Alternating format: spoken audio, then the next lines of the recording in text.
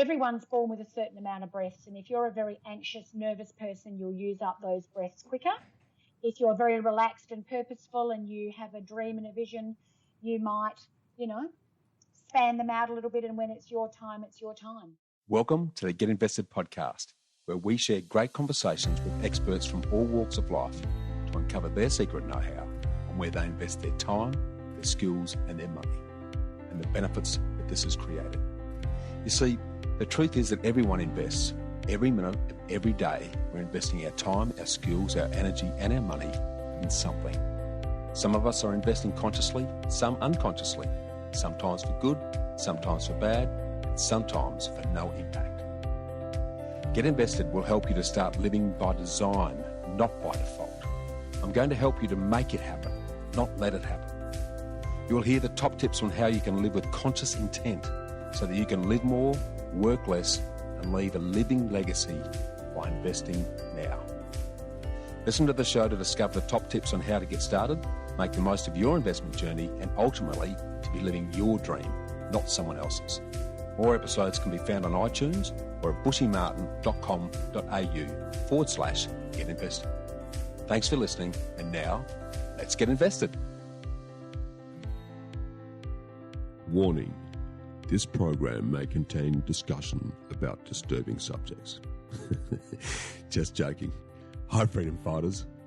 What's your drop-dead date? How much longer are you going to live? Well, according to an online life expectancy calculator, I'm going to kick the bucket when I'm just over 77, while my wife, Sonia, is going to live until she's 82. That means that at my current age, I've got about 20 years left. Now, interestingly, based on this calculator, my life expectancy increases by over 3 years if I eliminate stress, I don't drive, I don't smoke, and I don't have sex. Now, at this stage, the price of becoming a triathlete Tibetan monk isn't exactly exciting me for those 3 measly extra years. But I might think a bit differently if you ask me when I'm 76. Now, some people say I'm morbid, but I actually find this very motivational. It's why I try to pack so much into life, because I know I haven't got much left. I have so much more I'm going to do, and I haven't even scratched the surface yet. So for me, the miracle of life is made more so by the fact that sometime in the future, we're all going to die. I find that confronting my mortality and my death helps me to appreciate life more. I believe that there's never been a better time to be alive, but we are all going to die. So what better motivation is there to make the most of each and every day? So what about you? How long have you got left? How comfortable does thinking or talking about death make you feel? And if we do talk about it, we generally try to lighten it. We don't even like using the word. It reminds me of that old Monty Python sketch where John Cleese is talking about the demise of his dead parrot. Now, I don't do a very good John Cleese accent, so you've got to bear with me, but it goes a bit like this. He's ceased to be. He's expired and gone to meet his maker. He's a stiff. Bereft of life, he rests in peace. He's pushing up the daisies. His metabolic processes are now history. He's off the twig. He's kicked the bucket. He's shuffled off the mortal coil. He's run down the curtain. And he's joined the bleeding choir invisible. It still makes me laugh. So why do we avoid talking about it? Why is death a taboo? Why do we deny it? Why do we deny it? And why don't we do death well? Funerals always feel sad and morbid to me, and the person you're getting together to commemorate isn't even there to enjoy it. It's why I'm going to have live wake celebrations with all of my friends and families every 5 years from when I hit 65. If I'm going to pay for it, I might as well be there to enjoy it. And when I do die, you can all move on without fuss or fanfare, knowing that we've all had an awesome time together on this crazy merry-go-round called life. But what about you? Have you planned your passing? These questions have been bugging me for some time, so I thought we'd go on a journey and have a conversation with someone who confronts death and its aftermath every day. Today's guest refers to herself as a death daughter, an end-of-life guide, an end-of-life companion, and she's a funeral celebrant. Michelle Jewels-Parsons comes to the death and dying industry with a wealth of knowledge and experience. She's completed studies in both grief and loss and was a funeral director before becoming a funeral and memorial celebrant.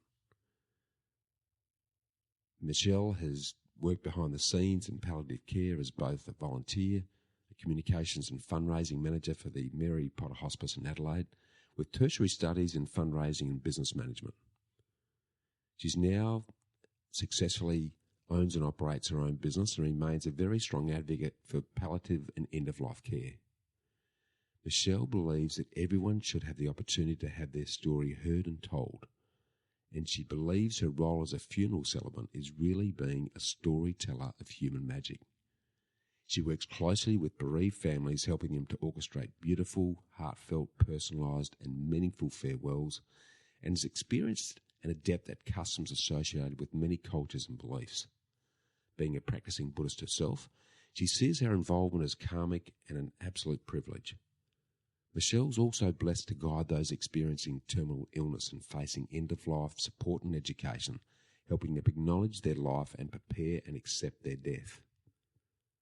Michelle realised early on in her career as a funeral celebrant that as a community we don't do death particularly well, and we do it even less well with our children.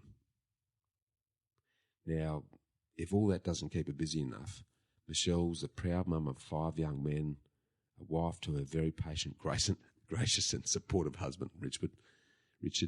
And like myself, she believes that life's not a dress rehearsal. We only get one shot at it. So she chooses to live a life that makes her leap out of bed every single day. She enjoys juggling an extremely busy yet organised, chaotic life on the basis that she'll sleep when she's dead. Now, Michelle has recently published a children's picture book called The Present Box, which explains death, grief, loss, and funerals for young children. And at the recent Wake Up conference in Adelaide, she's just launched her new online program that will help you to embrace the challenges of capturing your life and planning your death, called Your Emotional Will. It normally costs just under $200, but as Get Invested listeners, you can get yours for half of that at just $99.95. So if you'd like a discounted copy after you've listened to this awesome discussion, just email me at bushy@khgroup.com.au with the subject header, Living and Dying by Design. So to have the conversation that no one is having, enjoy this lively, or should I say deathly, conversation with Michelle Jewels-Parsons.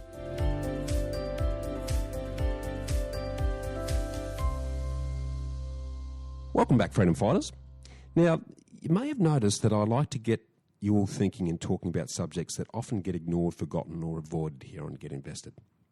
And today is another one of those days, as we've got the pleasure of talking to another one of the awesome speakers who'll be joining us on stage at the Wake Up Adelaide conference in November. And our special guest will be getting us to think differently about life by having a conversation about death and dying. So a very warm welcome, and let's get invested, Michelle Jewels-Parsons. How are you, Michelle? I'm very well. How are you? I'm really good. I'm very excited about our conversation today because it's certainly... As am I. Yeah, it's an area that very few people take the time to think about. But just so that people have got a better sense of how you fit into the equation, Michelle, can you give us a quick rundown on who you are, what you do, and where you're currently heading? Sure. Well, my name's Michelle Jewels-Parsons, and I'm what you call an end-of-life companion. I'm also a funeral celebrant, speaker, and an author. So I take and lead funeral services for clients. I walk the journey of life to death with terminal and palliatively ill clients, and I guess I'm on a mission to change the way we talk about death because, frankly, we don't. And I'm encouraging everybody to have the conversation that no one's having. Yeah, I 100% agree, and I'm going to really drill into that in quite some detail shortly. But Right. Why do you do what you do, Michelle? Well, look, I unfortunately experienced the death of my father quite shockingly and unexpectedly when he was 52. So my dad was one of the first Qantas workers 18 years ago to experience DVT, deep vein thrombosis. So he'd flown over for the birth of my son and had been here for a couple of weeks, which was just wonderful, and literally dropped dead at home having lunch with a friend, and it was extremely traumatic for me. The entire experience of losing my dad so suddenly and unexpectedly was very, very difficult, and it took me many, many years to deal with his funeral and subsequent premature death. And I knew then, I didn't know what was going to happen, but I knew then things had to change. And I was, reflecting back on my life this morning and thought, wow, everything I went through with him when he died unexpectedly has led me to where I am today. How old were you when your good father passed? I was 31, and my son was 2 or 3 weeks old, 2 weeks old. So I felt really cheated and ripped off, and he'd lived in Western Australia. My parents had divorced and he'd remarried. So I was only used to seeing my father once or twice a year. So psychologically, he was still somewhere. I just could not comprehend the fact that he died, and I didn't particularly love his funeral, which made me detached. So it took me a long time to process the fact that he died. I guess the personal loss, but also did your son, did your father get to see your son? Or Yes, well, he flew in the day after he was born, so he spent a good week and a half, nearly 2 weeks with us, and he got lots of hugs and kisses. And as I said, this was unbeknownst to what was going to happen, and he'd just finished doing a European trip with my stepmother, and it was quite serendipitous the way it worked, because in the last 6 months of his life, none of us, of course, knowing that he was going to die when he did so unexpectedly, he'd actually been in contact and seen everybody that had ever had an impact on his life during that 6 months. So he actually, when he died, there was nothing left unsaid, unturned. It was quite amazing the way it worked, but it was very traumatic. I'm going to dig in a little bit here Sure. early, because I've heard similar stories before, and I guess you'd see this all the time, where people who mightn't be consciously aware that something's about to happen start tidying up and start seeing people and saying things and doing things. Is that something that you've experienced a fair bit in the work that you do yourself? Absolutely. And look, my dad was not a planner. He was a fly by the seat of my pants type of guy. So I know that this was all subconscious. But, I mean, he even went back to the UK. He took my stepmother back to the house where he was born. He went and looked up childhood friends. He showed her the fish pond that they had in their front garden. He went to the cemetery to, see family graves. It was really interesting not knowing what was going to happen when it happened. The fact that there really wasn't anyone in his life that he hadn't seen or spoken to in that 6 months, before he died. It was a little bit goosebumpy, to be honest. Very, very. Is it? What's your thoughts around that? Is it? It's almost like this innate sixth sense, isn't it? I think, and I've learned as an adult. Had you asked me this 18 years ago, I probably would have had a very different answer. But I think that everything in life is purposeful. I think we may not, there's a plan for all of us, and it's our job to get up and get doing with what we do. Life's not a dress rehearsal. You don't get a second chance. So I think that every single day we get up is purposeful, and it's your decision, your life and how you spend your minute, your hour of your day is an investment in your life and how you want to live your life and how you want to impact others. I learned that very early on. Beautifully said. Okay, well, look, we'll sort of come back, and I'll drill into some of those areas shortly. But for the benefit of myself and the listeners, Michelle, I'd love you to sort of take us through your journey so far, and go back as far as you like. And maybe it is around your father's passing, or there may be other incidents in your life before that, and focus on what your motivations were as to where you invested time, your energy and money. Where did that get you to? What did you learn from it? What were some of the mistakes and the challenges you had? And how has that, as a consequence of that, led you to where you are doing what you're doing today? Yep, sure. Okay, big breath. Here we go. Look, I actually remember being really comfortable around death and grief and loss at the age of 6. Wow. So I remember having a conversation with my father's father, my granddad, and he said, "What do you want to be when you grow up?" And I said, "I want to work with people when they die." Really? And he patted me on the head, and he said, "Well, that's a little bit morbid and odd." He said, "But darling, you're a little bit morbid and odd, so I think you'll do very well." And he said, "There's only 2 things sure in life, which is death and taxes, so you'll be okay on both feet." And from that, I knew that that's what I was going to do. And I spoke about working in death and dying right through till I was maybe 12, 15. I used to love nothing more than stopping at cemeteries. I used to have picnics with my grandmother when my grandfather died. Every Sunday we used to go and have lunch with him. Obviously my life then went in different areas, but one of my I went from working in a corporate position with Optus Singtel, doing customer service training, to working with helping to establish the Kids Helpline. And I realised then that, there's a huge component of death with the Kids Helpline. There are, suicides and people and children that take their lives for various reasons. And that led me to working with Mary Potter Hospice. So I first got my foot in the door with Mary Potter as a community volunteer. So I was working every Friday afternoon as a volunteer, taking terminally ill clients out, doing their grocery shopping and to doctor's appointments and things like that.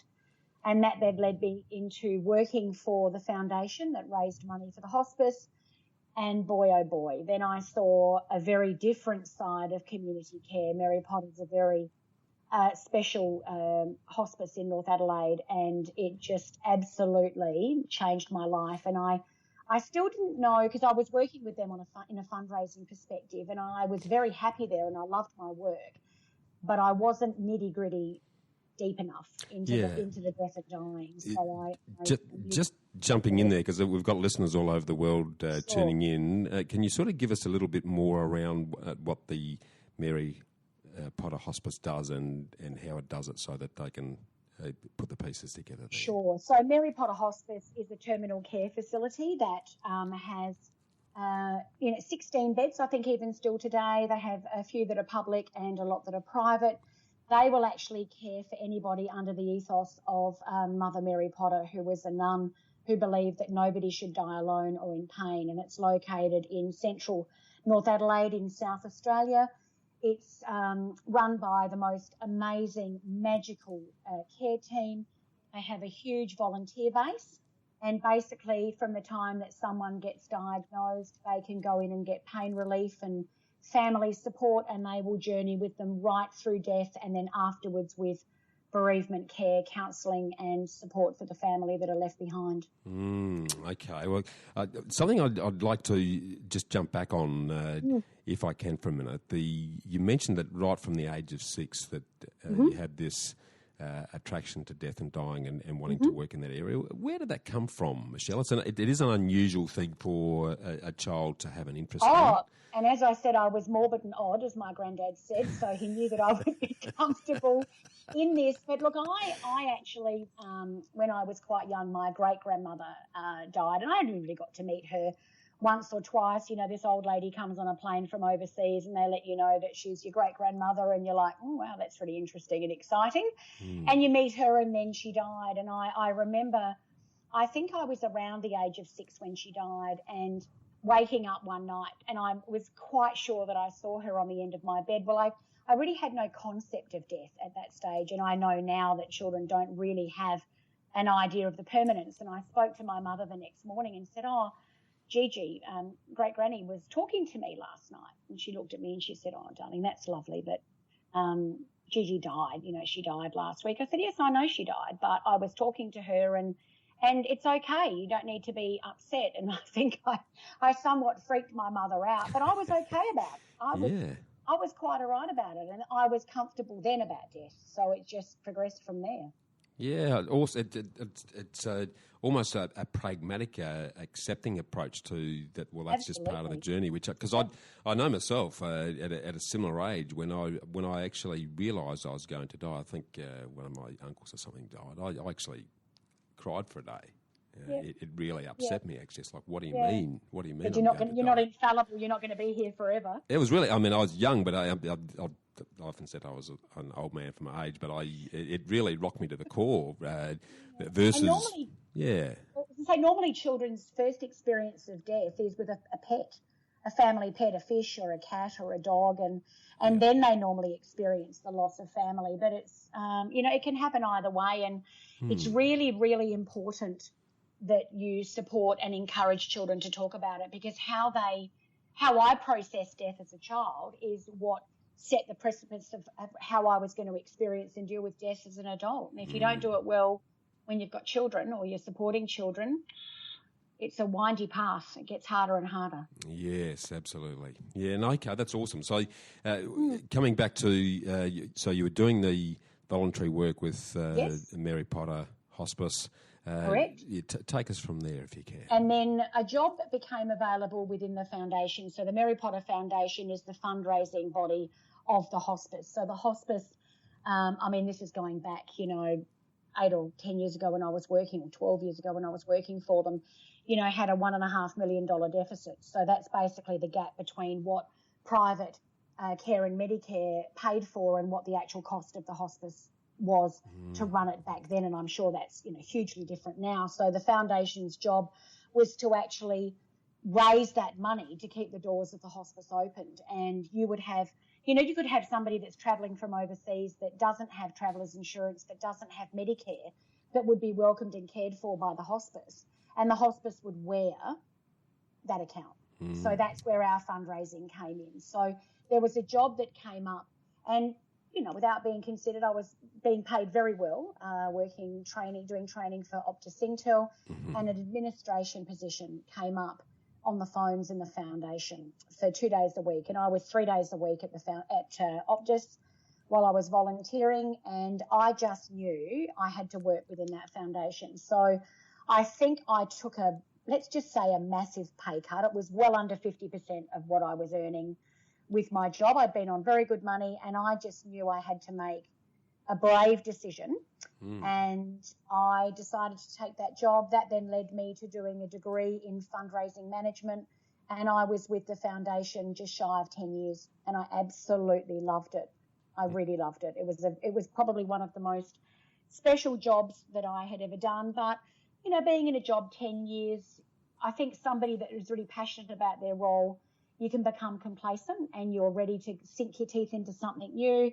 So I was headhunted by another not-for-profit, which I worked with for 12 months. But during that time, on my 40th birthday, I decided I was going to get my retirement wheels in motion because I wanted to be a funeral celebrant. So I studied my funeral celebrancy certificate. I did that for 2 years. I'm quite sure it was a 6-month course, but being married, working full-time and raising 5 boys, it took me 2 years to get that done. Just again, sorry to jump in there. What triggered the decision to go down that road? I mean, you've been doing work helping people through that journey at Mary Potter, and then you went off somewhere to another non-profit, obviously, that was doing something else. What was it that then brought you back to thinking, no, I really need to be doing this? It was a conversation that I had with a family in the hospice, and I was talking to them. They wanted to make a memorial legacy gift of a substantial gift. We're talking, $25,000, $30,000 gift on behalf of this lady that was dying, and she wanted to be in control of what was happening. And she said to me, "You're so easy to talk to, and I feel like you've really got to know me. Would you speak at my funeral?" And I said to her, "Oh, thank you very much, but I don't do that." And she looked at me and said, "Why don't you do that?" And I said, "Because that's what I'm going to do in retirement." And she looked at me and she grabbed my hand and she said, "Oh, my darling," she said, "time waits for no man." And you know what? I don't think I slept for 2 nights after that. I went home and said to Rick, my husband, I had the most amazing conversation with this lady. Now, she died the day after we had that conversation. I did attend her service. I did do a little chat at her request, and I was very comfortable. It was a conversation I had in passing with a funeral director. This was at Enfield Memorial Park, and said, "I was on the tail end of what you just said. Are you available for services?" I said, "Oh, goodness me, I've got a degree in fundraising. I don't do this. And they said, well, if you ever change your mind, give us a call. So I thought, right. So this other job that I was at with another not-for-profit was very product orientated, and it really wasn't a good synergy with me. I mean, I was doing very well, but it wasn't lighting my fire, so to speak. The value incongruence I'm hearing. Yeah, absolutely. And I just had a couple of weeks which really were wearing thin with me, and I thought, God, if I have to get up this morning and write one more fundraising grant or do one other proposal for such and such, and I just decided that I didn't want to do it anymore. So I walked outside, put my arms up in the air and did what I did. I screamed at the universe, look, make it happen. I'm not happy with what I'm doing. I don't want to do this anymore. Show me what I'm meant to do. And that Saturday morning, I opened the Advertiser, as I have done for years, reading the employment section. It's all online now, but we're talking, only 12 years ago. Yeah. And there was a quarter-page ad with a local funeral home for a funeral celebrant and funeral director who had just so happened to be a major sponsor of one of my events that I had orchestrated when I was at the Mary Potter Foundation. Okay. And he used to walk into my office on a monthly basis, and he used to say to me, and this was the funeral director that actually met me at the end of that service, and he used to say to me, are you ready to be a funeral director yet? And my response was always, over my dead body. And we used to do this banter back and forth. Well, the job was with this family-owned funeral company, 5 minutes from my home. I'd been working, doing 3 hours of driving a day with this other not-for-profit. And I submitted my application. I think I put it in at 9 o'clock on the Sunday night. At 9:10, they rang me and said, can you come in and talk to us? And I think 5 o'clock that Wednesday, they offered me the job, which was a considerable pay cut from what I was on. Mm-hmm. But again, my husband said, aren't you meant to get jobs that are going to create more money and wealth? You seem to be doing what you love but earning less and less and less.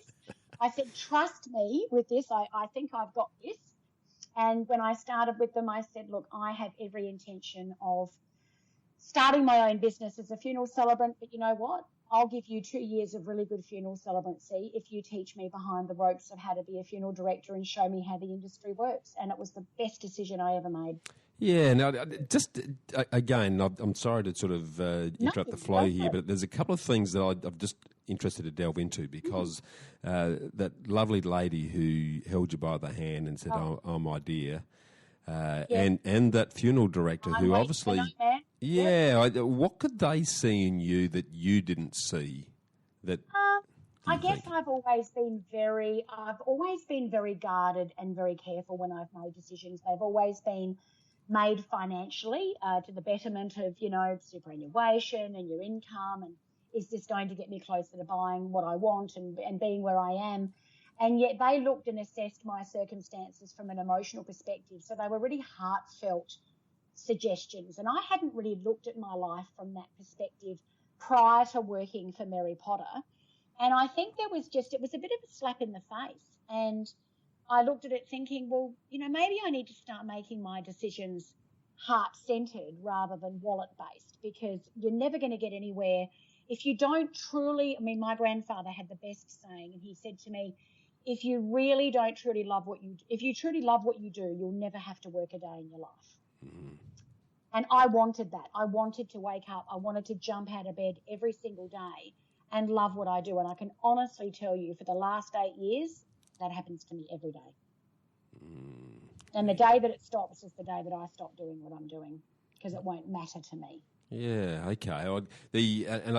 So you sort of joined that family-based funeral business, and it's from the outside looking in. I haven't had a lot of exposure, obviously, to it, but I see a very mixed bag there. I see some companies having only really been through it on 2 or 3 occasions, actually, with my parents and my good wife's father.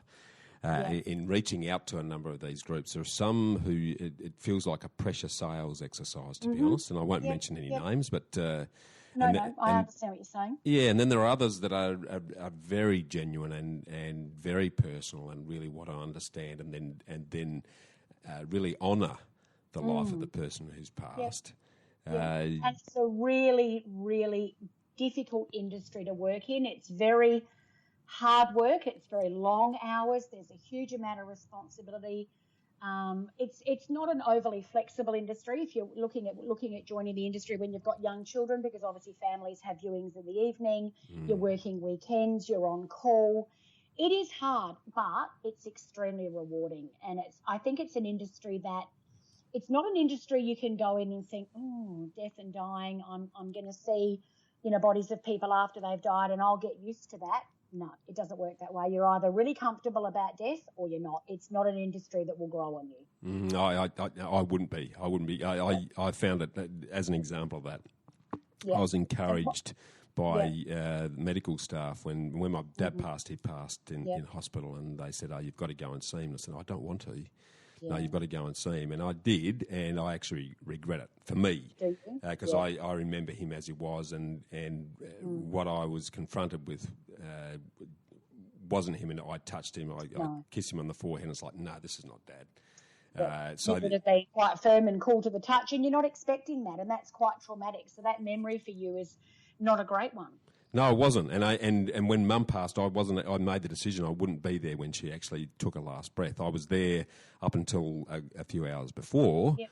But it's like, I want to remember her like you are, Mum. I'm not going to be here when you go. She knew that. I'd had that conversation with her. Said, I won't be here when you pass. I'll be here right up until. But I want to remember you alive, not the very different. The body afterward is very different. In my experience, anyway. Absolutely. Yeah. I couldn't agree more. So that sort of comfort with death, that clearly you've been comfortable with that right from way back when. I had. It's weird, isn't it? Yeah. I found it fascinating. I mean, I would be reading books on, death and cemeteries, and one of the things I decided to do, actually, that you've just reminded me, when my dad died, I decided I knew I wanted to venture into working within the industry, but I didn't know in what capacity. Okay. So I actually did a diploma of grief and loss, and I actually did some studies through a funeral home. I did some behind-the-scenes tours of crematoriums. Okay. I did a lot of work. It was a 16-week diploma, and I absolutely loved it. And there were subjects that were what we perceive as taboo, about talking about, suicide and when people decide to end their life. And I just sunk my teeth into all of it and thought, I don't know where it's taking me, but I know I'm enjoying the ride so far. And all of that, everything that had happened with my dad, working at Mary Potter, working with the clients in the hospice, undertaking my celebrancy certificate, all of it, I use it every single day, meeting with my families as an end-of-life companion and funeral celebrant. Absolutely. I've utilised. Okay, so to getting to that point, then you joined the family. I did, the funeral home. Yeah, so complete the journey for us there, if you can. Sure. So they took me on. They were very gracious, because obviously I didn't have any experience as a funeral director. I'd conducted a few funerals by that stage for a couple of friends, but I was a fairly raw egg. I was really not that experienced, but they said to me, there's just something really lovely and endearing and sincere about you, and we want that for our families. And I think I made a promise to myself, the very first service that I ever led, I promised myself that I would never say anything that I didn't mean, that wasn't sincere. Yeah. And I still, 8 years down the track, live my life by that promise. If a family asks me to say something that I don't believe that is true, I'll actually ask them to say it, because there's a very fine line between being sincere and then pretending to know the person. And when you cross that line, you lose your magic. You lose the whole essence of why it is that you're doing that. So I spent the next probably 20 months with that family-owned funeral home, and I was across everything. I was able to work in the mortuary. I was able to see body preparation. I was able to see custom builds of coffins and caskets. I was on transfers. I helped collect bodies from nursing homes and hospitals. I experienced everything. I led their services as a celebrant, and I loved it, and I knew the time had come. The on-call component for me was particularly difficult. Being on call 24/7 every 3 or 4 weeks is very hard when you've got small children, and I knew that probably look, most families that I spoke to said that was just amazing. Thank you so much. And I said to my husband, I just want to do this. I just want to do this full time. And I was very honest with the company, and they had been marvellous to me. So I said to them, look, I'm actually going to give you 6 months notice. So in the June, I said to them, I'm going to leave Christmas Eve, which is probably very unheard of in most industries, but I know that they had done the right thing by me. Yep. I wanted to do the right thing by them. And sure enough, I left on Christmas Eve and opened my business on Christmas Day. And that was 6 years ago. And the first 6 months was really challenging. It was really hard. I really had to invest in self-belief. I was very blessed that same funeral home said, look, we'd like to actually engage you, which was, honestly, I can't even tell you how rewarding it was. They actually engaged me on my terms at my rates at a discounted rate, because obviously it has to be give and take. And they then engaged me privately to still continue to lead services for their families for the first 6 months, and that really helped keep the wolves from the door. Yeah, a great transition actually as a lifeline. And because I'd been honest, and one of my favourite sayings is start as you mean to finish. So, put it out there and be honest. If you are honest and you tell the truth, you never have to worry about what you've said, because it'll always come naturally. And I'd never kept it a hidden secret from them. And even now today, they'll get families that I've helped back then that will say, look, is Michelle still available? And they'll say, look, she doesn't work for us anymore. She works for herself, but absolutely we can engage her services for you, and she can come along and leave the service. Yeah. Relationship. Yeah, beautiful. And I guess linking that comment around honesty to the comment you made earlier around making that promise to yourself that you'd never say anything that wasn't sincere. How do you pick up when a family is saying, we want you to say this? Yeah. And you wouldn't have spent a lot of time with them. How can you pick up that sincerity? How can you pick the truth from the lie? Sure. Look, I guess I can only go by my gut. There are obviously circumstances where, and a lot of, I was having this very conversation, so it's funny that you asked me this. I had this very conversation yesterday with a client that said, oh, look, 80 or 90% of your families must be holding hands, kumbaya, everything's wonderful. And I went, I can't even tell you how that is not the case. Look, maybe 40%, 50% are handy-holdy, kumbaya, they all get along.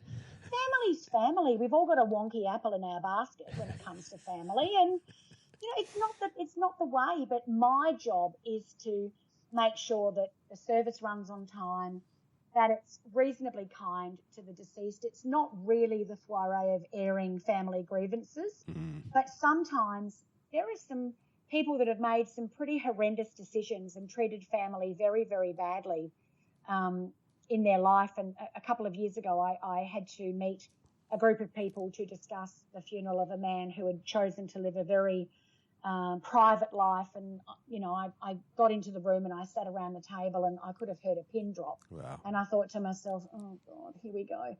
So I said, I'm here to discuss the service of Mr. Bloggs with you all. And they all looked and there was nothing. And I went, right, okay, well, cut a long story short, he wasn't a very nice person. He'd been quite abusive in 3 previous marriages, and everybody was quite happy to see the back of him. And I went, right, well, tell me some good things about him. And the silence was deafening. And I went, right, let's do some word association, which probably wasn't my smartest move, because some of the words that were thrown out on that table I couldn't really repeat for the service. And I said, so let's try and be a bit discreet. So Mr. Bloggs was, I think selfish pig were one of the words. That's probably one of the nice ones. He was a discerning man that liked his own company. And they went, yes. And they said he didn't do anything for anybody. And I said, so he was very particular on who he spent time with. And they went, yes. So we had to come up with a service. I can say those things, but there's a way of saying things. And at the end of the service, a little old lady came up and said to me, well, my dear, she must have been in her 90s, and she said, that's the nicest, kindest way I've ever heard anybody say goodbye to a man who was a selfish pig. Wow. And I went, thank you. And I said, I think it's thank you. Am I saying thank you? She said, whatever you like, my dear. But look, and I've had to do, funerals for criminals. I've had to do funerals for people that have made very bad life choices, and it's very hard for me not to make judgment. But you know what? That's not my job. No. My job is to make sure that they have a nice send-off, and it doesn't matter what I think about them. Yeah, which is an awesome recognition, and again, limited experience from my end, but they are extremely emotionally charged times, and when people deal with grief completely differently. To be able to sort of massage that process in a way that's honouring not only the person that's passing, but those that are trying to work their way through it must be very challenging, Michelle. Look, it is. I get asked to do a lot of high-profile media-related funerals, so I'm called upon to do funerals of, children that have died at the hands of their parents, children that have accidentally been killed by their parents, children that are murdered, family members that are murdered by their own family members. And, the media, they know that I do a lot of these services, and I get followed from time to time, and I have a strict rule with my family. Sometimes they'll follow me home and they'll knock at the door, and my family know that there's never a comment. It's not my story to tell. When I'm doing a high-profile case like that, I actually won't watch the news or read the paper so that I don't know anything about what's happened, so that I don't make judgments, so that it's an even playing field for everybody. But my focus then is on the person that's died and having them remembered for who they were and not the circumstances that took their life.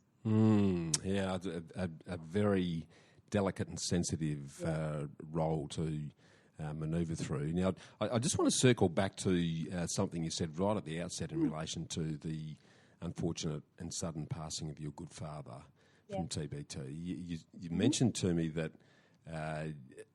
your experience of his passing was not a good one, and it took you years to come to grips with that. Can you sort of expand a bit on why that was the case and why you felt that way? And Absolutely. Yeah. And I guess for me, I was a bit removed. So my dad, as I said, my dad had remarried and was living in Western Australia. He died when he got back home.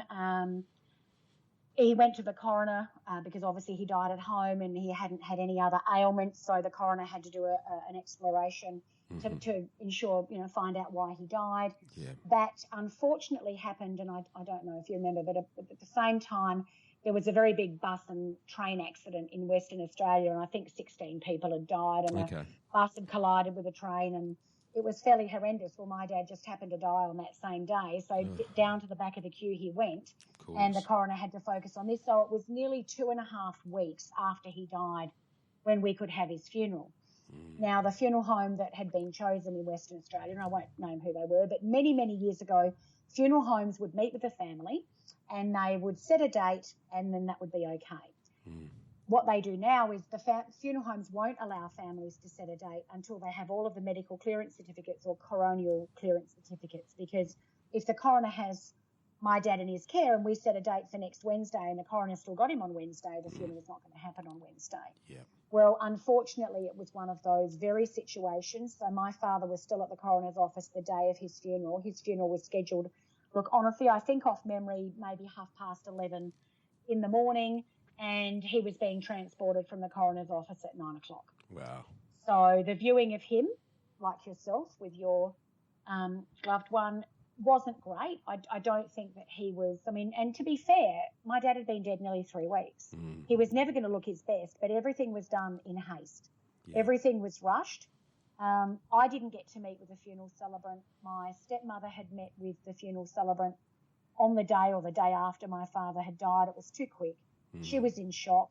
It was all very over the top, and my father, prior to working for Qantas, had been a butcher. So he was, politically incorrect, meat and 3 veg, great sense of humour, practical joker. Yep. And I'm walking into this viewing room, and my sisters, who never listened to a word I said in our whole life together, actually listened to me when I said, I'm actually going to go in and have a look and see what he looks like.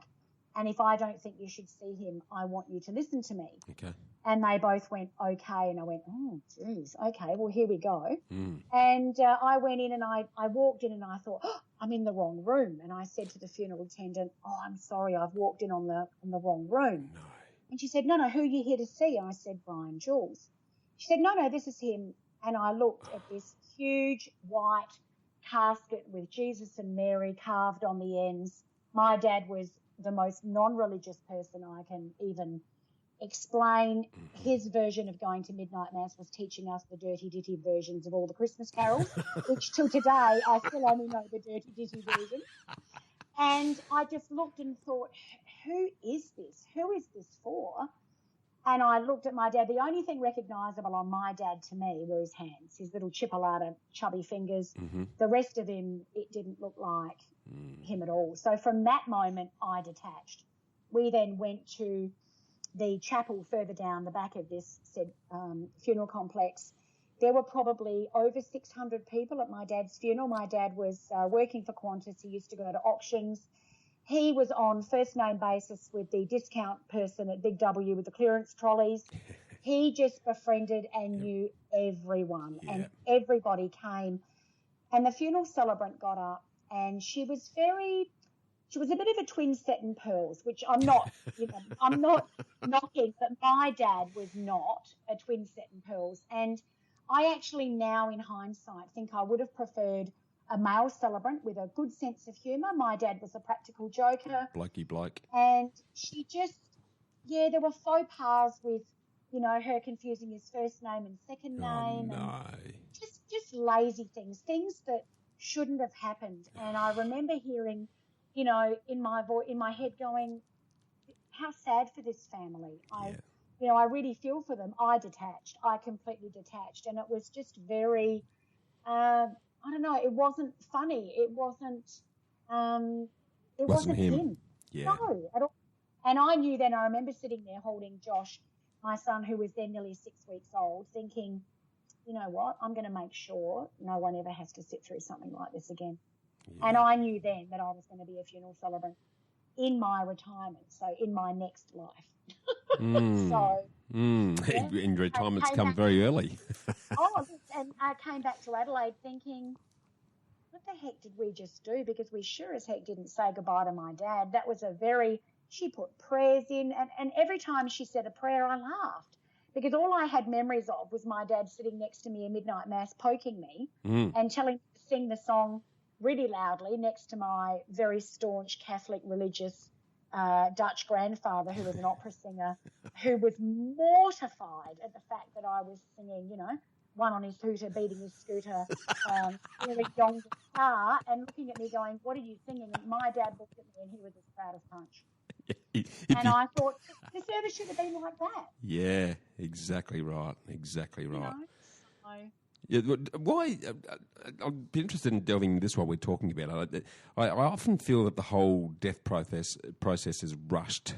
That just very much doesn't, at a time when people are really trying to deal with some big emotional changes and challenges. Why is that, do you think? Why is the whole process sort of rushed through in a mad hurry? Look, it's very interesting. One of my favourite topics to talk about, and you're probably going to go, oh God, I wish I hadn't raised that with her now. But when I did my diploma of grief and loss, I decided to study Victorian death.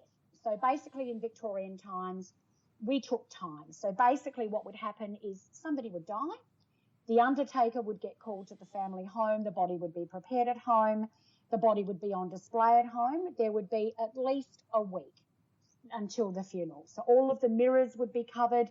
There was a big black bow on the door. The whole community knew that you were grieving. Meals were brought. The community came together. Everybody took their time. And on the seventh day, there was the burial. And then, and from then a lot of, different cultures, Greeks and Italians, decided that they would then live and wear black in mourning for the rest of their life. And we don't all follow that culture, but that's pretty much where that came from. Yeah. And on the seventh day, they would have the burial.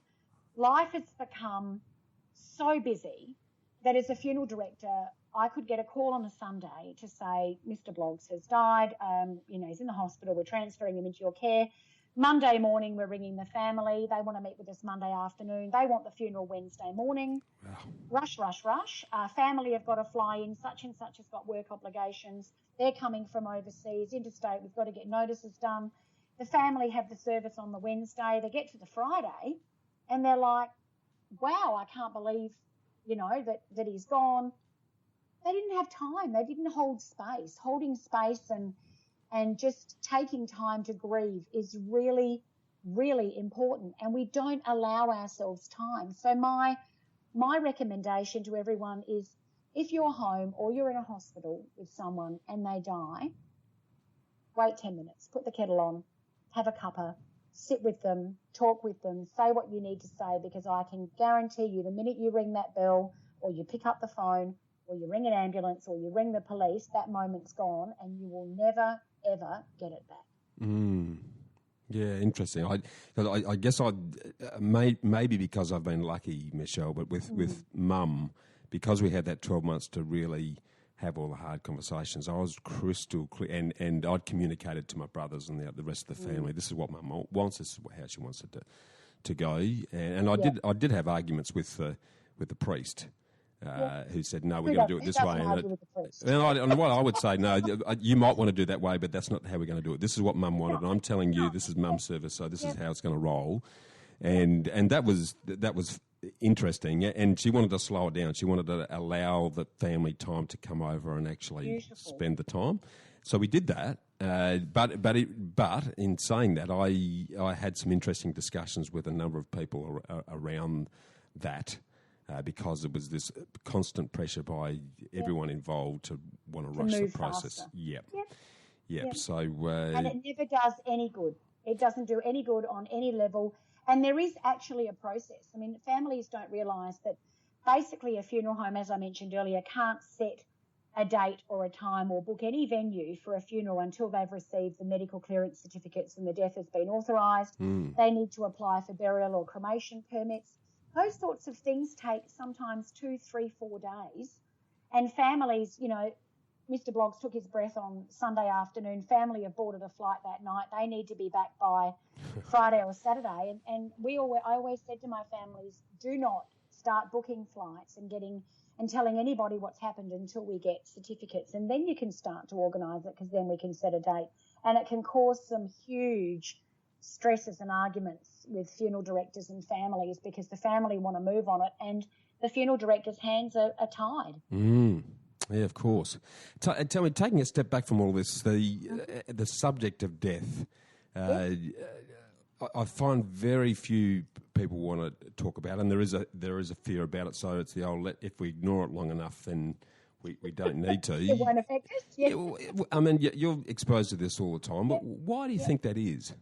There is absolutely nothing sexy about talking about death, let me tell you. When I was fundraising and trying to do fundraising proposals and corporate partnerships talking about death, it's really hard.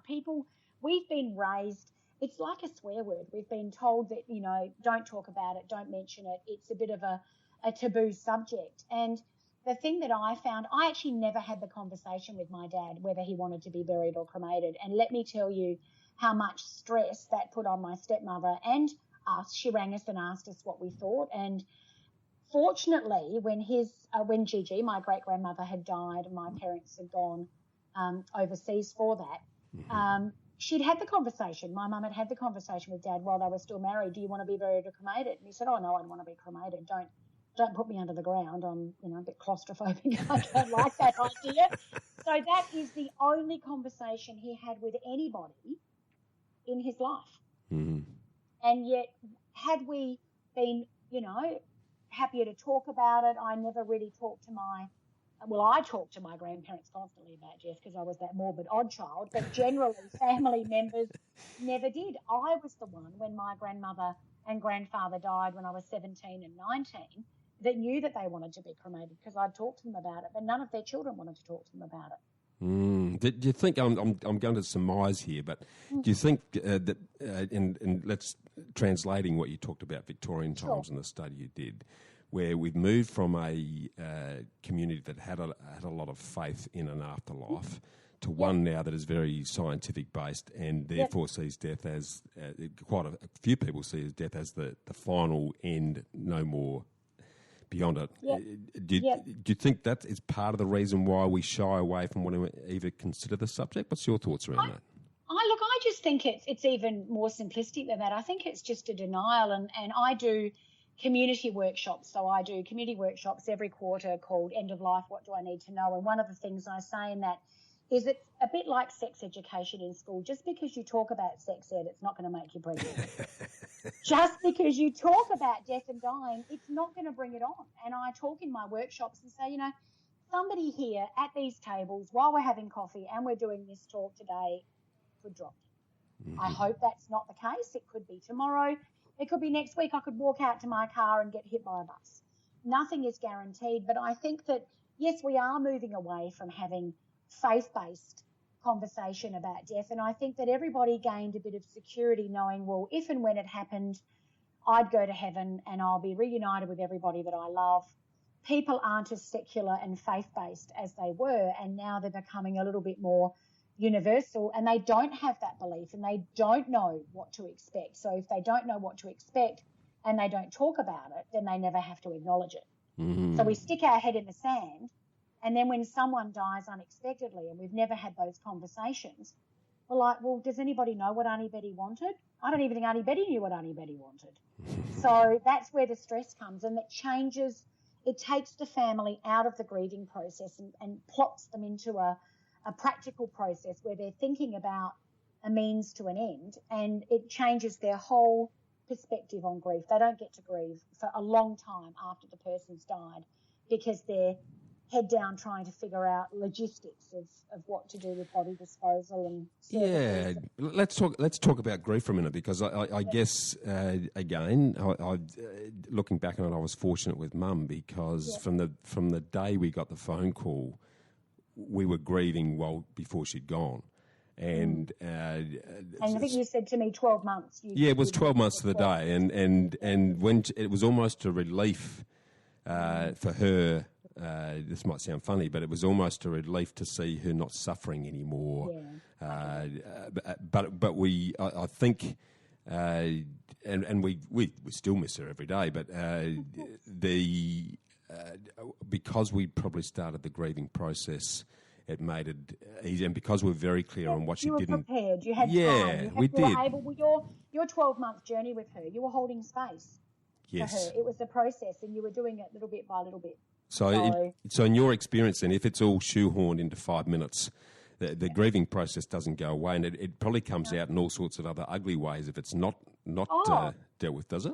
What's your experience there? Absolutely it does. So I was actually really angry and ticked off after my dad died, and there were many reasons. My dad wasn't a diligently organised person. As I said, he was a fly by the seat of my pants. Let me see if this will work itself out and I don't have to do anything about it. So everything from his will to not having the conversation to not being prepared, it made it harder. And the shock of his death plucked me out of my life as I knew it. Thank goodness I was on maternity leave with my son, because I don't know how the heck I would have dealt with getting up and doing all of that. I probably would have had to have resigned from my job, but not being involved in the funeral, not meeting the funeral celebrant, not liking the funeral, not feeling like it was my dad, detached me from the whole process of grief. I actually think it was 6 years after he died that it hit me that I wasn't actually going to see him anymore. That's how long it took me. Wow. And I was angry, and I was carrying a lot of anger with me for a long time, and did some NLP, funnily enough, just a year or two ago. And I didn't realise how angry I was. I felt ripped off and cheated. I was angry on so many different levels, and to be able to let that go, it was only when I let that go that I was actually able to grieve my dad, and my dad's been gone 18 years. Wow. Yep, there you go. So it doesn't go away. It makes a huge difference. Yeah, and tell me, I know we've spoken briefly off air before going live that you're now a practising Buddhist. Yes, I am. Yeah, are you happy to share with us when that came about, why that came about, and how that really awesome outlook on life now assists you and the people that you care for? Yep. If you're happy to listen, I'm happy to tell you. Love to hear. Okay, so Rick and I got married. We had been married for about 5 weeks when he had 2 massive heart attacks that nearly took him out. And very healthy guy, no issues, social smoker, but we certainly didn't think that, it was anything to worry about. We then found out that he was diabetic after that, and we were in the hospital with him, and my mum comes flying in the door and says to me, I need to talk to you. And I said, he's okay. She said, no, I need to talk to you. I said, Mum, anything you can say in front of me is okay to say in front of Rick. Well, what I didn't know is that morning that I'd been in hospital with Rick, my sister's house had burnt down to the ground. And she was, 20 plus weeks pregnant. To cut a long story short, she lost the baby through the stress of the fire. So they moved in with us for a little while, and we just had a very difficult year after that. It was really, really hard. It took them a long time to get back on their feet. A year after Rick's recovery, we heard that His Holiness the Dalai Lama was coming to Melbourne to do his public talks and teachings. And I said to Rick, boy, I really want to go. But, we had 5 sons collectively. I had 1 and Rick had 4. He was a bit more greedy in the gene pool than I was when I met him. So we had 5 strapping boys. And I said, we just don't have money in our budget to be able to do that. So as I do, I think anybody in the world is approachable. I thought, I'll just shoot off a quick email to His Holiness the Dalai Lama. Love it. And I did it through Dalai Lama in Australia. And I said, I really feel in my being that we're meant to go. I don't know how we're going to do that. Could you ask His Holiness to see whether he believes we should go? And if so, we'll try and make it happen. So I didn't hear anything for about 3 or 4 months. And then on a 6-month period, we got an email back saying, we've just got an answer back. His Holiness has meditated on this for 3 months, and yes, he believes that you and your husband, working, and we told them about Rick's heart attacks and my sister's, the death of a baby and the fire, and he absolutely believed that not only should I go, that we should both go collectively as a couple. And my first reaction was, oh gosh, how are we going to afford that? We're going to fly to Melbourne, pay for the teachings, pay for accommodation, putting 5 kids through school. I'm sure there's many people listening that just don't have that money sitting around. And then the rest of the email said, and I feel so strongly about it, that we would like to offer you a scholarship and pay for all of that for you. And wow. I just sat there and burst into tears, and I just knew that this was going to be the next part for us together. So Rick and I talked about it, and we said, look, we really don't need all of that. So we went back to His Holiness and said, well, if we drive to Melbourne and we stay with friends and we accept the scholarship, could you use the money that you're going to pay for our airfares and our accommodation to offer another scholarship to another couple? And that's what they did. Awesome. So 4 of us got to go instead of just 2 of us. And it was life-changing. We met our teacher, Lama Tenda, who's a Tibetan monk that resides in Melbourne. He's been our teacher now for 9 years.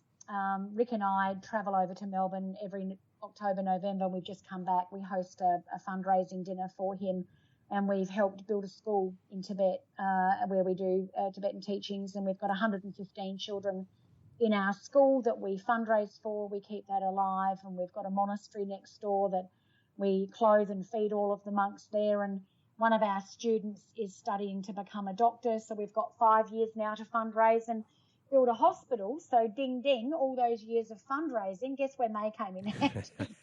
So it's full circle. My life has been going full circle for such a long time. What was the attraction? What was the attraction to Buddhism? I mean, you obviously had a respect for the Dalai Lama, as all of us do.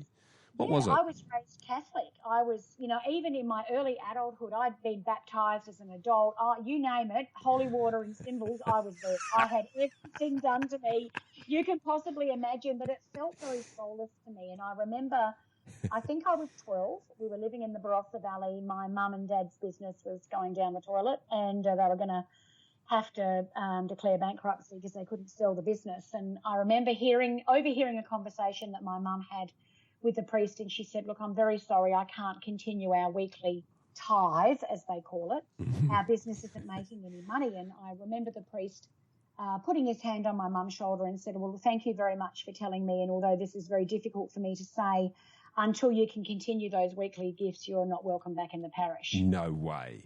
I swear to God, but you know what I mean. Yeah, and I remember going back in the car and I thought, that is just crap. Is that what God is? Now, I know now as an adult that he was just a representative of God, and what that was his opinion based on what he thought, but that completely pulled the rug out under my feet for me, and that was it. I tried to persevere as an adult, and I think I just like the fact that Buddhism is a philosophy. At those teachings that His Holiness did, he asked everybody to put up their hands. He said, how many of you believe in Allah? How many of you believe in Muhammad? How many of you believe in Buddha? How many of you believe in Jesus, Jehovah? And everybody was putting up their hands. And he said, that's wonderful. He said, what I don't want is for you to go home and think I need to leave my religion and become a Buddhist. He said, the whole point of a faith is to make you the best possible person you can be in order to benefit others. And if that's what your faith does for you, then that's the right faith for you. Mm. And I went, I love that, because Rick and I live our faith. We live generously, we live gratefully, we live abundantly. We are very much there for others. We try and do a lot of giving back. We're very blessed. We've got 5 very healthy, strapping sons, and Rick is still here. He's never had to have surgery, 10 years, 12 years down the track. He's managed his diabetes and his heart with tablets. Yeah. We know one day he'll have to have surgery, but as technology progresses, it could be, laser surgery through his chest rather than a complete bypass operation. So, I guess, and again, my knowledge is very superficial, but the notion of karma and the notion of treating others like you want to be treated yourself is my reading of is probably one of the underlying beliefs of Buddhism, which amazingly a lot of people might hear but don't adopt. Was that sort of part of the attraction, that it wasn't like wearing a Guernsey or barracking for a football team? It was very much just a self-belief. And one of the things that I found too is I'm the only funeral celebrant in South Australia that actually has permission from His Holiness the Dalai Lama to be able to conduct Buddhist services. Wow. And to do certain Buddhist prayers, because I'm obviously not ordained and I'm a white, Anglo-Saxon woman, and I'm not Tibetan. And so this is very, left field. People go, you what? Yeah. You don't look like a monk. I said, I'm not a monk. I'm a mother and a businesswoman and an entrepreneur. I just happen to also be Buddhist. So I conduct a lot of Buddhist services, and I do that collaboratively with monks, and we do it together. And it's taken a process. They've got to know me. But one of the things that I've learned, and I conducted a service last week of a young woman that was murdered in Adelaide, and she and her family and community wanted a Buddhist service. So I did the Western Buddhist service, and then the monks came in afterwards and did the Tibetan prayers and of that. So we did that collectively, and I found it very hard. I had to ring my teacher and said, I'm finding it very hard karma-wise not to pass judgment on this person that's taken her life. And he said, you've got to be very careful not to judge. If you can't offer him love and forgiveness, don't think of anything. Just be blank. Just, do the service, honour her, but don't wish him any ill, because karma, what you put out to the world comes back to you tenfold, good, bad or indifferent, and you don't want that coming back to you. So yeah. It's a very peaceful philosophy, and I think that the thing I love about the monks is that they will own everything that they've got on their back. They won't ever ask you to do any more than they would do themselves, and there is no judgment, there's no expectation. They just live everything from love. Which would fit very comfortably with that when you turned a major corner years ago and decided to follow passion versus the purse. Yep. That Buddhism philosophy on life would sit very, very comfortably alongside that. But that sort of leads me into something. It sounds to me like you're living your dream lifestyle. I am, I think. Yeah, but I guess what I've seen about people who enjoy sort of sustaining that lifestyle long term, invest in things that allow them to continue to do that indefinitely. You probably haven't had the opportunity to do that yet, but when and if that does occur, from that financial perspective of sustaining your lifestyle long term, have you put any thought around what you would invest in? Oh, absolutely. Look, one of the first decisions that I made, and bearing in mind when Rick and I got together, we'd both been in relationships before, so it was the old adage of, you meet together, you have nothing, you continue your life, you still have nothing while you've got children, and raising children, they suck you dry like a sponge. So we, obviously having 7 people, and then my sister moving in with my niece, and we've always had a very busy household. Whenever Lama Tender comes to Adelaide, he and his entourage have always stayed with us. Okay. So, we had to have an enormous house, and we weren't financially in a position to be able to do that. So when Rick and I first started the business, We invested in a really good accountant. Yeah. We invested in me. So we decided that we would pay me first, and the only way we could do that was by superannuation. Yeah. So we decided even a little bit every week, and 6 years down the track, our superannuation has grown exponentially. It's fantastic, but Right. it was paying myself first. And for the first year, I wasn't even really drawing a wage. It was covering costs. You know, we weren't making a profit, but we were treading with our head above water. So I've invested in things like, you know, a really good phone, really good laptop, really good technology. Everything synchronizes together. There's synergy with everything I do. I make sure I have a massage once a month because I do very emotionally draining work. Of course. I take time out, and every quarter Rick and I rock ourselves away at the Intercontinental, which is a lovely hotel in the middle of the city in Adelaide in South Australia. Beautiful. And I turn off my phone, he turns off his phone, and it's just the weekend for the two of us to regroup. So although it's not investing in bricks and mortar as yet, we believe we are our own bricks and mortar. You're investing in Rick and mortar, Michelle. Correct. I love it. I love that. And the relationship is. I know myself. I wouldn't be enjoying the life that I do, or have the self-belief that I do, if it wasn't for my good wife Sonia. So that relationship we is work on the key. fact that staying at the Intercontinental is probably far more economical than marriage counselling, and we enjoy it. And a lot more fun. Exactly right. No, I absolutely love that. That is absolutely brilliant. Tell me, I'd love to delve into some touchy subjects with you around death, because as you've well pointed out, it's a subject that isn't talked about.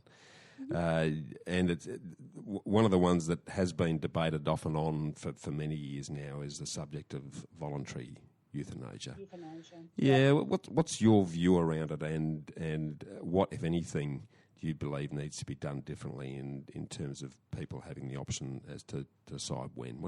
Sure. Yeah. I guess I've always been a little bit on the fence, and I guess I didn't know, prior to working at Mary Potter Hospice, I really didn't have an opinion, and I didn't really know a lot about euthanasia. And when I started working as a community volunteer, one of my first clients was just gorgeous, and she had various cancers and it had metastasized to her brain. So she felt that, you know, she was on her way out and she was ready to go, had euthanasia. Been around then, I dare say that she would have gone within a month of me working with her. I did a lot of Reiki and holistic alternative healing, and we did a lot of that together. We had 3 years of our relationship together, and in that 3 years, she was able to welcome grandchildren. She was able to see her daughter get married.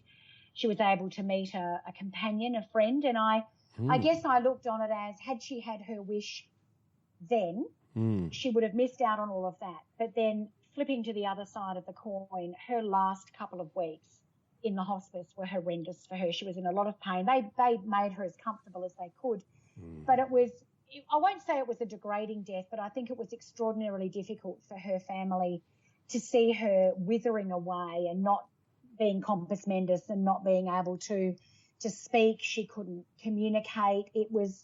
That was very traumatic. So I think, you know, from that perspective, look, I think had they been able to do that in her last couple of weeks, it would have been a blessing for her. But I've actually had this conversation with Lama Tenda and a couple of the monks, and if you ask them about euthanasia, they have a very different take on it. And Buddhists in particular will look on it and they'll say that everybody is born with a certain amount of breaths. And this is what I talk to them about when I have to do the funeral of children that get cancer, children that are born with cancer, babies that are born with cancer, that die at 12 months. If there was a God, you know, who would do that to a child? And they say, well, everyone's born with a certain amount of breaths, and if you're a very anxious, nervous person, you'll use up those breaths quicker.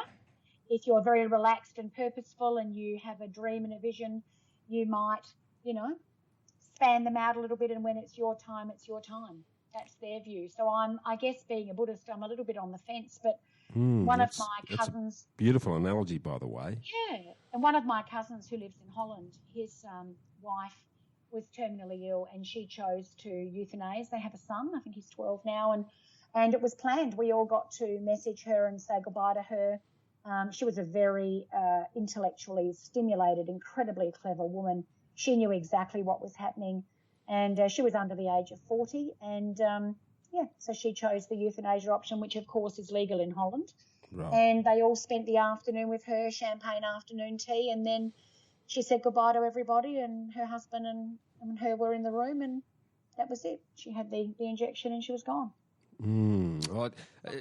In a parallel to that, around that subject, in researching the chat today, I've heard some beautiful expressions that you used in terms of the work that you do with those people who have come to grips with the end of their life, and calling yourself a death daughter or an end of life guide and an end of life companion, which are just brilliant descriptions of the very important work that you do. But how do you? One of the things that I initially saw my mother try to contend with when she got the news that she was, and they literally said you've got 12 months to live, and that's exactly how long that she did have to live. She found it really difficult to accept death. She wasn't ready. There was so much more she wanted to do and give and help others. How do you help people to accept death in your experience? I guess my last client that I worked with was fairly close to death when I met them. They basically didn't know anything about what they wanted. They were actually recommended by somebody that we mutually knew and said, look, you really need to have a chat with Michelle. My end-of-life companion work is going and meeting with the client. Sometimes my clients are closer to death and we're going to have to do lots of visits in a very short period of time. Others may know 12 to 18 months, 2 years before they're going to die, and we can span out our appointments. But basically my job as an end-of-life companion is to find and harness the magic of who they are as a person and to try and get them resolved to go from life to death. And that involves things like talking to them about whether they want to be buried or cremated, introducing them to recommending funeral homes or funeral directors that they can forge a relationship with, so that, when they do die, the family will ring the funeral director and say, look, Sally Sue, John died yesterday. They're not unfamiliar to the family. There's already been those relationships forged. Part of my end-of-life companion work is going through and recording letters to loved ones that I give family members after they've died, writing their service, making a death plan, talking about at the point of death, at your time of death, do you want to be at home or in a hospice or a hospital? Do you want to be touched? Do you want music? Do you want family there? Do you want, what do you want? What don't you want? And basically having that death plan ready to go so that when they go into hospice or hospital, there's a file that they give the staff and say, this is exactly what I want and I don't want while I'm here. And you can't sell a secret. The issue that I have, and you touched on it earlier, saying, there's the perceivement that there are good funeral homes and bad funeral homes. Of course there are. I'm very privileged to only align myself with good funeral homes. But to be fair to the funeral homes and funeral directors, they don't get to meet you. They don't get to meet your family. You experience the death of your mother, for example. You go to a funeral home who's recommended to you for various different ways, whether it's a family friend or you've gone online or you've price compared, whatever you come up with. They don't know you. They don't know what you want. You don't know what you want. You didn't know what mum wanted, hypothetically. So they can only suggest to you what they think might be a fit. Now, you might be sitting there thinking, well, I've got X, Y, Z as a budget, and they come back with something 3 times the price. And you're like, this is completely unaffordable. It's fight or flight. I just need to get out of here. With having the opportunity of sitting down and saying, this is what I want and what I don't want, you could have sat down and said, look, mum was born in an era where she was really practical. She wouldn't want anything over the top. This is the budget that we've got. Simple, succinct, nothing flowery, nothing marshmallowing, or she doesn't want a funeral or she does want a funeral. Can you help us work within these parameters? They've then got something to go by. Yeah, exactly. So you're actually saving yourself money and time and grief for your family. Yeah, now you mentioned the word death plan, and for some people that would be a scary concept. But I know myself, having had the benefit of it wasn't planned, but we had the opportunity to work through that process, and I've got to say it's been very cathartic for me personally as a consequence of that. How can people broach that subject, and how can you help them to be able to have that tough conversation? Sure. Well, one of the things, and I've only just started doing these workshops, and the last workshop we did, which was our first workshop, was a complete sellout. So it was sold out within a couple of weeks. They're a 3-hour workshop that I do once a quarter called End of Life, What Do I Need to Know? And basically people can come along. I try and keep the cost under $50. It's an open forum of discussing life and death. And interestingly enough, when I first designed the event, I called it community death workshops. I wasn't getting anywhere. Nobody liked the word death. Nobody wanted to be associated with it. I did a poll on one of my business groups. They said, take the death bit out or move it to the end of the sentence. And then I changed it to end of life. What do I need to know? Bingo. People started booking in for the course. Now, it's exactly the same workshop, same precipice, same things that you're going to learn. Yeah. We have an open round discussion. I am a fountain of knowledge. I'm happy for people to pick my brain. Everybody that comes to these workshops, and we've got one, the last one for this year is on Saturday the 9th of November, they all leave with a death kit. And I purposely call it a death kit. Okay. And I say to them, like we said earlier on, it's like sex education. Just because you talk about it, you're not going to get pregnant. Just because you have a death kit, it doesn't mean it's going to push you closer to death. But we talk about how to have the conversation with your family members. And if you can't have that conversation, how to start getting things prepared yourself in a folder that's on the bookshelf. And you can say, in this last workshop that I did, all of their folders were covered in gold pineapples. And everybody went, why gold pineapples? I said, well, why not gold pineapples? What are the chances of them thinking that you having a gold folder covered in pineapples is something that you would normally do? You say to them, if anything ever happens to me, go to the pineapple folder. Everything I want and don't want is in that folder.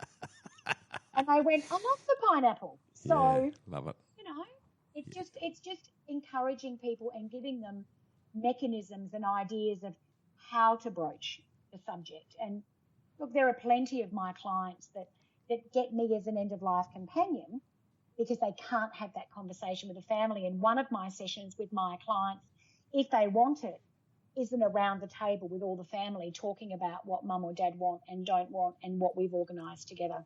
Yes, and that's a very good point because depending on the family dynamics, the judgment and lack of acceptance that might come from the person saying, well, I want it this way, and they say, no, we're going to do this for you. And it's like, well, hold on, that's not what I want. And the more you can organise while you're here and alive and healthy and well to do it, and if you prepay or pre-arrange your funeral, you've got a lot less leeway for things going pear-shaped or around the corner compared to what it is that you've said that you want. It's just about being proactive rather than reactive. And once you die, you don't get to be reactive. Everything's reactive. So your proactivity's gone. Yeah, that's a very good comment. Now, something else that I love about what you've done in recent times, Michelle, is that, and again, you what did you say? You're the morbid and odd person that accepts death from a young. You've written a children's book, The Present Box, that helps kids to actually start to come to grips with that subject. Do you want to talk about that briefly? Yes, absolutely. So I realised very early on, working as a funeral director and a funeral celebrant, that as a community, we don't do death particularly well. We're getting better at it, but we do it even less well with our children. And what I noticed was families were hesitant to bring their children along because the children would talk and they would ask questions. And I would see firsthand, leading the services, that there'd be kids that were 5, 6 or 7 sitting in the front row saying, where's Nonna? And they say, Nonna's over there. Is she sleeping? Is she awake? Can she talk? Is she eating? Is she reading a book? Can I see her? Can I talk to her? And they say, shush, shush, you've got to be quiet. That's it. So, of course, the kids sit there and they get bored, they get rambunctious, they get a little bit naughty because they don't know what to do, because they don't know what to expect. Now, if I tell you that somebody that you love is lying in a box, you've got no concept of what they're doing inside that box, so you ask questions. So I knew that I had to do something, and there aren't really a lot of children's books that are steered to children to teach themselves about it. A lot of the books were written 20, 30 years ago, and they were structured towards the parents, which forced the parents into a situation where they still have to digest that information and then make it understandable for the children. So I approached my then 6-year-old niece, who's quite a savvy little entrepreneur herself, and I said to her, how would you like to work on a project with Auntie Michelle? And she said, talk to me. What do you need? And I said to her, well, I'm thinking I want to write a picture book for children to explain to them death and dying. And she quite plainly put her hand on her hip and said, all right, well, I'm your girl. What's in it for me? And I said, well, we'll get an unlimited supply of Lol dolls, which she happened to be in at the time. There's a bit of cash involved. And I would like to leave you the legacy of this book. So you will be a published author and you will get recognition, and this will be something that I will leave you as my legacy for you to continue on. And she said, let's do it. So for a year, I went and did a children's picture book writing course. Okay. I wrote the story, and I was liaising with a friend who's a very well-known artist about doing the illustrations. And it wasn't coming together. We had very different visions. And then after I'd finished a service I did for childhood cancer, I'm driving down the expressway and I'm thinking, oh, gosh, I've got it. If the story is written in the voice of a child, it has to be illustrated by a child, which was when I had the conversation with my niece. Yep. I would read her. She'd come over twice a week. I would read her the words that were going to feature on the page. She'd have a think about how that made her feel, and then she'd draw the picture, and that's exactly how the book came about. Love it. So we've got it in. It's available online. Amazon do it for the overseas contingency. We do all the Australian supply, and people can buy it through the website. We've kept it very affordable. It's $19.95, so we think that's an affordable resource. Well, I just love the fact that you're making it okay to talk and think about death, and if it's made okay at that very young and formative age, then carrying it through. It changes their understanding of grief and how they'll adults. Love it. I love it. No, congratulations. I think that's thank you. Sensational move, which will have generational impacts. Absolutely. I'm hoping, and that's why I talked to my husband and my children and said, are any of you interested in the ongoing longevity of this project? And all the boys, of course, grunted and snorted and went, no. And so I said to my niece, when Uncle Rick dies, what we'd like to do is we would like to leave you the ISBN and all of the publishing rights to this book. This will be your project that you will earn the royalties from. And this will be my legacy to you, because I want you to keep having the conversation and empowering children. And she's on it. She talks to kids at school. They've had a family that have experienced a fairly sad death, and we've organised a book. The school's bought a couple of books. It's in the libraries. We've just picked up a contract with ALS, which is Australian Library Services, and they're now offering the book to libraries to purchase Australia-wide. So we're getting there. It's a dribble, but we're getting there. It's exponential. It just takes that early stage. The ripple effect will look after itself there. I have no doubt about that, Michelle. Awesome. Now, I'm going to jump into the ambush session, which is 5 quick questions that I ask all of the guests, given that the listeners all loved the answer to these. So jumping straight in there, what's your favourite quote and why? I guess one of my favourite quotes is, if you aren't living the life that you dream and deserve, I can guarantee you'll be working helping someone else achieve theirs. Yeah, ain't that the truth? Yeah, that is why is that one important to you? You've got to take risk. You're never sitting in your little nucleus at home waiting for someone to knock on the door to offer you an opportunity. You know what? It doesn't happen. And I've taken some huge risks. When I left my job in fundraising, and I actually resigned from my job, not having another job to go to before I started at the funeral home. I rang my husband and I said, I don't want to do this anymore. I'm so depressed. It's just eating away at my soul. And so I'm just letting you know I've quit my job. And he went, yay, we've got like $40,000 worth of debt and 5 kids, and you've quit your job. That's fantastic. And you know what? He believed in me. I knew I had to do it. I then took a job with a 50% pay cut. But I had to do it. And without making all of those risks and taking those chances, I absolutely wouldn't be where I am today. Yeah. No doubt. Yeah, and you made a really good point there. And I've been blessed on the second time married to have someone who accepts me totally as I am, and that gives you the self-belief and the confidence to be able to do things and know that things are going to work out all right. Correct. Second time round is the best, I think. My second time round. So you know what you want and what you don't want. And if you can find that kindred soul that aligns with you, it's magic. It's wonderful. Yeah, I agree. What about the apart from the present box to help the kids, what's the top book that you'd recommend people read and why? One of my favourite books is Chicken Soup for the Soul. Yeah. And I bought that a long time ago, and it is really just looking at life from a different perspective, trying to realise that, life isn't guaranteed. We're not we're not guaranteed tomorrow. You've got to live life abundantly and courageously every single day, because every minute of your day is an investment in your life. So I said, I don't get a great chance to read, but look, Chicken Soup for the Soul is, and it's a long time ago that I bought that book. So yeah, that's a classic. It is an all-time classic. There's no doubt about it. They're sort of timeless principles that are talked about there, and you've summed them up very well in what you've just said. Slightly different subject, but this is just a question that a lot of Aussies believe they pay too much tax. So what's the top thing that you've done legally to minimise the tax that you pay, Michelle? Oh, you've got to be organised. And I mean, when I first started the business, everything was manual. I was a bit of an old-fashioned girl, and I had spreadsheets and this and that, and I wasn't very happy with my accountant. They really weren't working for me, and that's what I realised. I was paying them, and I was paying them very well, and they were like, thank you very much, but there was nothing happening to benefit me. So I then invested in a really good accountant, and it was probably 3 times more than what I was paying at the other accountant. And being a bit tired, I thought that was a lot. And my husband said, you know what, you pay peanuts, you get monkeys. And how are the monkeys working for you at the moment? I said, well, they're not actually working for me. And I decided then that getting a good accountant means that it frees me up. I don't know everything. I'm great at celebrancy. I'm great as an end-of-life companion. I'm not a house painter. I'm not a baker. And I'm not an accountant. And I can't do everything. I need to pay someone to show me what to do, because that's what they specialise in. And it meant that I could work on my business and not in my business. Yeah, love so it. That's the difference. Love it. And it's get a good accountant.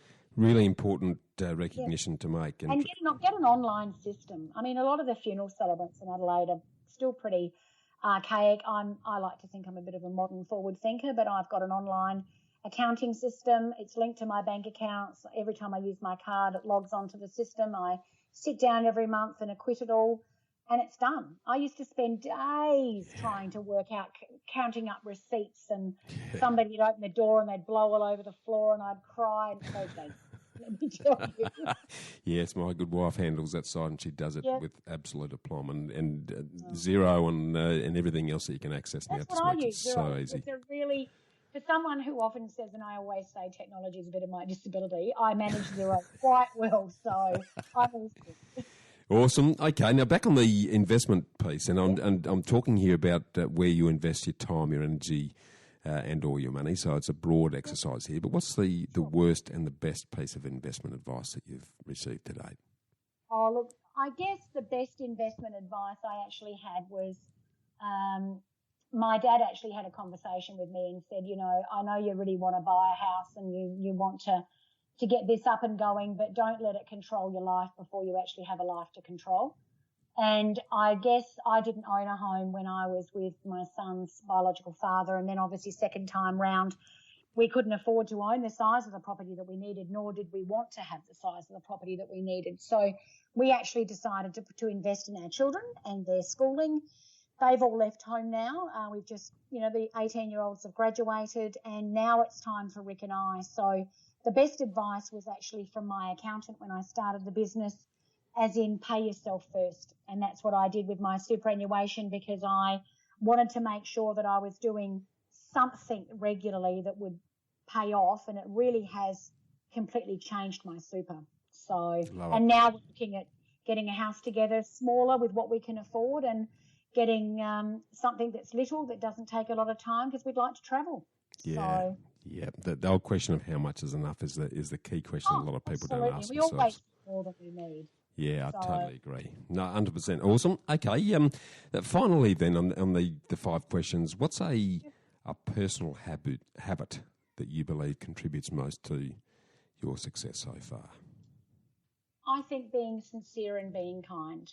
Whenever the Dalai Lama talks about religion and things, he said, if you can ever choose to be anything in the world, you can always be kind. And I think that my premise of, you get paid 100%, you give 150%. You should always give more than you receive in payment, and you should always be grateful. And the one thing that I do every night when I go to bed is I say thank you. I'm grateful for my work. I'm grateful that clients trust me. I'm grateful that funeral directors, recommend me to their families. I'm grateful for my husband, who is really my spine and my backbone. He's never, ever doubted my capabilities, but be grateful. If you're not grateful, you really don't appreciate what you have, and then you shouldn't have it. Yeah, no, beautifully said. Now, I guess just in wrapping it up, as we said at the outset, we both of us are looking forward to helping as many Adelaideans that would like to enjoy the spark that Wake Up Adelaide is going to offer them in November. Excited. Yeah, me too. And something you mentioned to me very special that you're doing. Would you like to whet the listeners' appetite to what's happening there with yourself? For the last, particularly year and a half, I've been working on a very exciting project called My Emotional Will, and that's come from not really having any legacy or stories or traditions or memories of my dad, because he died so suddenly and unexpectedly. So My Emotional Will is basically an online will program that will help you record letters to loved ones, memories, letters to be read at your funeral, family history, genetic predisposition to illness, paperwork, your wishes of what you do want and don't want with the funeral. And we're actually going to be launching that at Wake Up Adelaide. And as part of that, any of the attendees of Wake Up Adelaide or any of your podcast followers, Bushy, we're going to offer a 50% discount. So it will retail for $199.95, but anybody that can say that they're one of your followers or listeners or comes to Wake Up Adelaide will actually get it for $99.95, which is a huge saving. But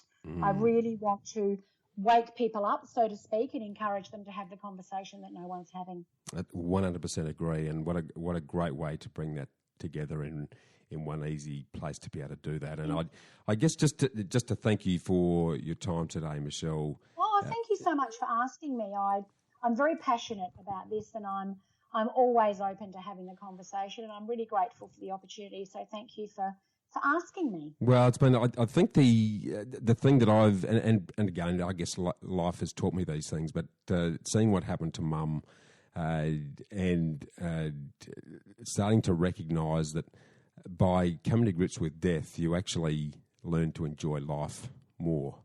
So I think if we approach that subject, it actually gives us a recognition of the miracle of just how good we have got it in this country and the life that we've been lucky enough to be blessed with. Oh, absolutely. I think go and live in a third world country and you will meet the happiest of people who, by our standards, have relatively nothing. But when you look at it, really, they have everything. Totally agree.